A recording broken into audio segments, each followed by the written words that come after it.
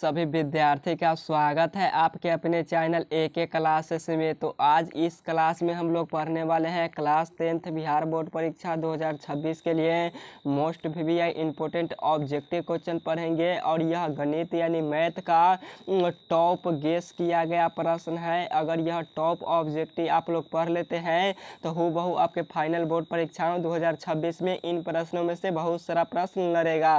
और इन टाइप का क्वेश्चन बनाना अगर आप लोग सीख लेते हैं तो आपके फाइनल बोर्ड परीक्षाओं में क्वेश्चन आपसे हूबहू बनेगा।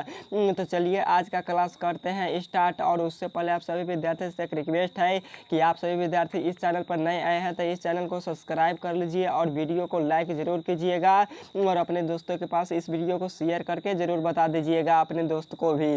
तो चलिए करते हैं आज का क्लास स्टार्ट। और फर्स्ट नंबर के क्वेश्चन में आपसे पूछा गया है कि सभी वर्ग होता है। बाबू एक क्वेश्चन रहेगा इससे। तो सभी वर्ग क्या होता है? तो सभी वर्ग समरूप होता है। राइट आंसर ए होगा, समरूप होता है। अब क्वेश्चन पूछता है बोर्ड परीक्षा में कि सभी आयत क्या होता है? तो सभी आयत जो होता है वो भी हमारा समरूप होता है। तो आपसे क्वेश्चन में पूछे सभी वर्ग क्या होते हैं तो समरूप होते हैं, सभी आयत क्या होते हैं तो समरूप होते हैं, सभी वर्ग क्या होते हैं समरूप होते हैं, आपको याद रखना है। अगला नंबर क्वेश्चन है 2 नंबर क्वेश्चन में पूछा है आपसे कि त्रिभुज के तीनों कोनों का योगफल होता है। तो त्रिभुज के तीनों कोनों का योगफल कितना होता है? तो 180 डिग्री होता है। यानी त्रिभुज के तीनों कोनों को जोड़िएगा तो 180 डिग्री के बराबर पूरेगा। तो आपका राइट आंसर सी वाला हो जाएगा, आप लोग याद रखिएगा। अगला नंबर क्वेश्चन है 3 नंबर क्वेश्चन में पूछा है कि शंकु के परिधि का सूत्र क्या होता है? बाबू इंपॉर्टेंट क्वेश्चन है। तो शंकु के परिधि का सूत्र क्या होता है? तो 2πr होता है। क्या होता है? तो 2πr होता है, आप लोग याद रखिएगा। राइट आंसर 3 का ए वाला हो जाएगा, आप लोग याद रखेंगे। अगला नंबर क्वेश्चन है 4 नंबर के चतुर्भुज के चारों कोनों का योगफल कितना होता है? तो चतुर्भुज के चारों कोनों का योगफल कितना होता है? आप लोग एक चतुर्भुज बना लीजिए और आप लोग कुछ चतुर्भुज इस प्रकार से होता है। तो आपसे पूछा है कि यह चारों कोण आपस में बराबर है। क्या है? बराबर है। तो इसके योगफल क्या होगा? तो 360 डिग्री होगा। क्या होगा? तो 360 डिग्री होगा, क्योंकि चतुर्भुज का एक कोण जो होता है वह 90 डिग्री का होता है। एक एंगल का मान 90 डिग्री होता है। तो ये भी क्वेश्चन आप लोग याद रखिएगा। अगला नंबर क्वेश्चन है 5 नंबर कि सभी आयत क्या होता है? बाबू क्वेश्चन पूछा ना, आता है पक्का क्वेश्चन। तो सभी आयत क्या होता है? तो सभी आयत भी समरूप होता है और सभी वर्ग भी समरूप होता है। तो आप लोग याद रखिएगा, बाबू इंपॉर्टेंट क्वेश्चन है। अगला नंबर क्वेश्चन में पूछा गया आपसे, क्वेश्चन यहाँ पे पूछा है आपसे कि एक परिमेय संख्या और एक अपरिमेय संख्या का गुणनफल क्या होगा? यानी क्वेश्चन समझे आप लोग, एक परिमेय संख्या ले लीजिए और एक अपरिमेय संख्या ले लीजिए और उसको गुना कराइए, यानी गुणनफल गुना कराने पर क्या होगा? तो एक मान लीजिए 2 हमारा परिमेय संख्या है, इंटू गुणनफल बोला है तो गुना का चिन्ह हम लोग लगाएंगे। एक परिमेय संख्या, एक अपरिमेय संख्या ले लिए और अब हम लेंगे एक अपरिमेय संख्या। तो एक अपरिमेय संख्या क्या होता है? √2 होता है। क्या होता है? तो 2 भी हमारा अपरिमेय संख्या है। √5 भी अपरिमेय संख्या है। तो यह सभी है, आप कोई भी चाहे कोई भी संख्या ले लीजिएगा। तो 2 में जब गुना कराइएगा √2 में तो कितना आएगा? तो 2√2 आ जाएगा। तो 2√2 क्या है? तो यह हमारा अपरिमेय संख्या है। तो राइट आंसर आपका सी वाला हो जाएगा।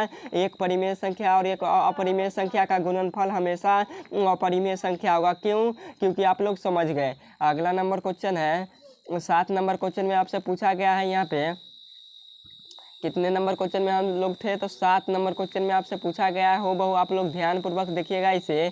यहाँ पे क्वेश्चन पूछा है कि 2 समरूप की त्रिभुज की भुजाएं 3:5 के अनुपात में है। कितनी है? तो 2 त्रिभुज की भुजाएं के अनुपात 3:5 के अनुपात में है।